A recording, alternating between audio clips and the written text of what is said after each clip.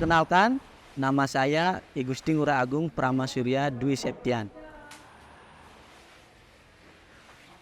Saya adalah seorang guru mata pelajaran Desain Komunikasi Visual atau DKV di SMK Negeri 1 Busungdiu. Sebagai salah satu sekolah yang mengimplementasikan kurikulum Merdeka, banyak perubahan yang telah terjadi di sekolah kami, terutama dalam proses pembelajaran, di mana pembelajaran yang dilakukan adalah pembelajaran yang berpusat pada siswa.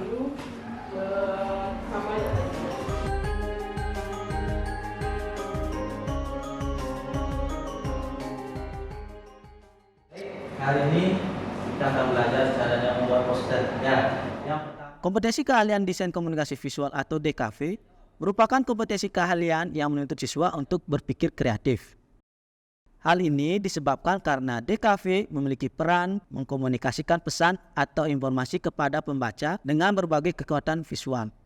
Oleh sebab itu, untuk melatih dan meningkatkan kemampuan desain siswa, maka saya selalu memberikan siswa berupa proyek desain. Harapannya, dengan semakin banyak berlatih, maka semakin meningkat pula kemampuan desain siswa. Apa ada pertanyaan?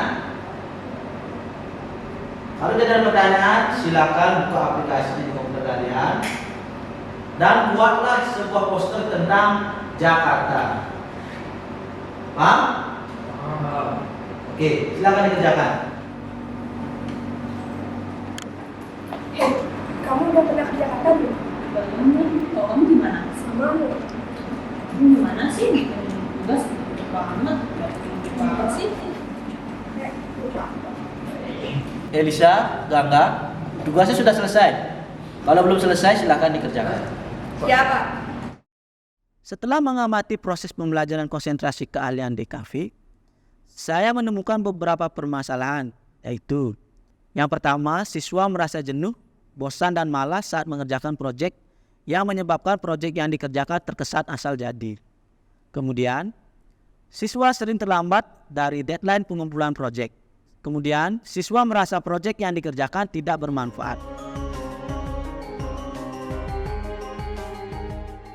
Untuk mengatasi masalah tersebut, saya berdiskusi bersama Wakil Kepala Sekolah Bidang Kurikulum, rekan sejawat guru. Didapatkan bahwa selama ini saya tidak menggunakan metode pembelajaran yang bervariasi, sehingga pembelajaran menjadi kurang menarik. Kemudian, saya juga tidak memperhatikan kondisi siswa dan sekolah. Dan yang terakhir adalah tidak melakukan pembelajaran berdiferensiasi yang disebabkan karena kurang percaya dengan kemampuan dan minat siswa. Sebagai guru, saya mencoba mengimplementasikan konsep Trihita Karana di dalam proses pembelajaran berbasis proyek, namun tetap menyenangkan bagi siswa. Trihita Karana sendiri berarti 3 penyebab kebahagiaan yang mengajarkan untuk membangun hubungan yang harmonis dengan Tuhan atau Parahyangan, dengan sesama manusia atau Pawangan, dan dengan lingkungan sekitar atau Palemahan. Trihita Karana merupakan salah satu bentuk kearifan lokal Bali dan menjadi dasar-dasar kehidupan bermasyarakat di Bali. Secara tidak langsung, Trihita Karana akan mendorong siswa untuk belajar bermakna melalui interaksi-interaksi yang terjadi pada saat pembelajaran konsentrasi keahlian DKV. Kegiatan awal yang saya lakukan adalah melakukan asesmen di awal pembelajaran, agar saya bisa melakukan pemetaan kebutuhan belajar. Dari data yang didapat, maka akan mudah bagi saya melakukan perencanaan pembelajaran berdiferensiasi. Kegiatan ini merupakan perwujudan salah satu konsep Trihita Karana, yaitu Pawangan, di mana guru mengetahui kebutuhan belajar siswa, sehingga nantinya siswa akan merasa nyaman, dihargai, diterima, dan senang mengikuti kegiatan pembelajaran. Siswa dibimbing dan dituntut sesuai kemampuan dan minatnya. Saya juga melakukan pendekatan yang humanis dengan cara meminta siswa untuk bercerita tentang cita-cita dan keunikan tempat mereka tinggal, dengan tujuan agar terjalin hubungan yang baik antara saya dengan siswa, yang menyebabkan mereka tidak malu lagi untuk menceritakan permasalahannya yang menyebabkan pembelajaran siswanya terganggu. menjadi robot. Tapi sekarang saya bercita-cita membahagiakan kedua orang tua saya dan calon suami saya kelak. Setelah data didapat dan sudah terjalin hubungan yang humanis, maka saya baru memulai melakukan proses pembelajaran menggunakan model dan metode serta media yang sesuai dengan karakteristik mereka. Penggunaan pembelajaran berdiferensiasi tercermin dari proses pembelajaran, di mana siswa mengerjakan proyek bersama untuk menghasilkan suatu produk. Sebelum melakukan pembelajaran, saya mengingatkan siswa untuk berdoa terlebih dahulu. Ini merupakan cerminan dari konsep parahyangan, yaitu hubungan manusia dengan Tuhan. Kemudian, dalam pengisian konten produk tersebut, mereka bekerja sama dan mengerjakan sesuai dengan minat mereka masing-masing. Kemudian mereka jual sesuai dengan harga yang sudah mereka tentukan, sehingga kerja keras mereka terbayar dengan produk yang berkualitas dan menghasilkan uang.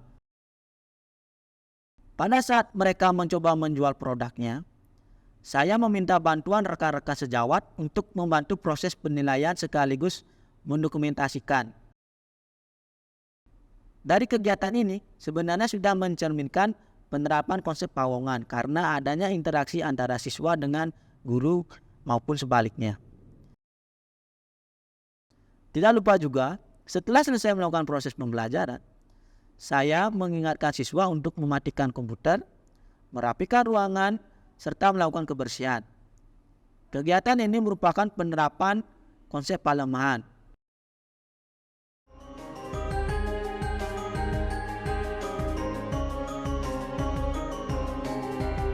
Setelah melakukan proses pembelajaran secara berdiferensiasi ini, secara perlahan-lahan siswa mulai senang dan antusias mengikuti pembelajaran.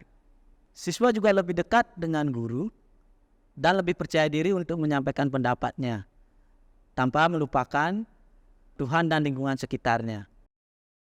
Ini membuktikan bahwa konsep Trihita Karana masih relevan di era pendidikan sekarang.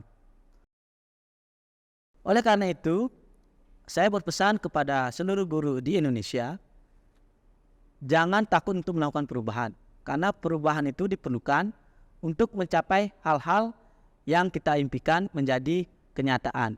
Terima kasih.